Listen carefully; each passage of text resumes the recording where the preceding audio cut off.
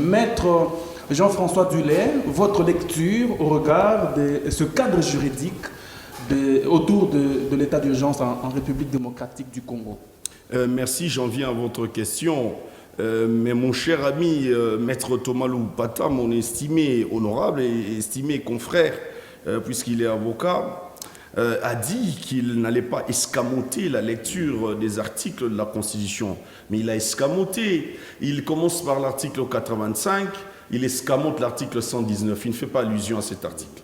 Mais il va seulement à l'article 144 et l'article 145. Alors que l'article 119 est en train, je lirai directement, est en train de demander ce qui doit être retenu, la proclamation de l'état d'urgence et la prérogative du président de la République. On n'en lui dénie pas, mais il doit respecter la procédure. Que je lise l'article 119 directement pour essayer de contrecarrer l'argumentaire de mon ami, en fait de mon estimé confrère. Et dans son alinéa 2, l'article 119 est en train de dire, en fait, les deux chambres se réunissent en congrès pour les cas suivants.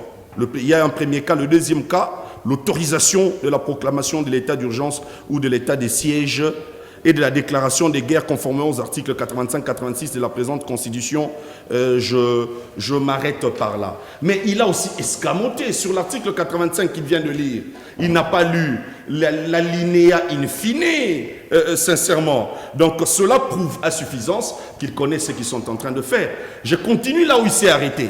Là où il s'est arrêté, l'article 85, le dernier alinéa, dans l'alinéa à la fin de l'article 85, il est dit « Le président de la République en informe à la nation par un message. Les modalités d'application de l'état d'urgence et l'état de siège sont déterminées par une loi. » Nos amis, on n'est pas en train de vous dénier, ou on ne dénie pas au président de la République la prérogative de proclamer l'état d'urgence. C'est de sa prérogative.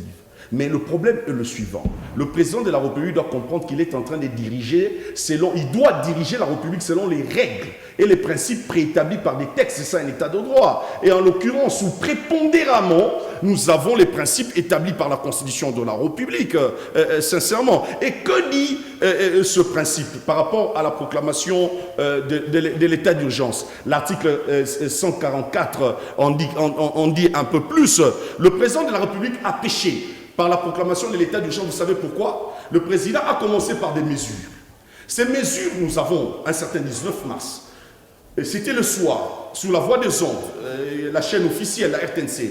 Nous avons suivi le président de la République prenant des mesures restreignant les libertés de mouvement, d'aller et de venir, restreignant la liberté de se rassembler, la liberté des cultes.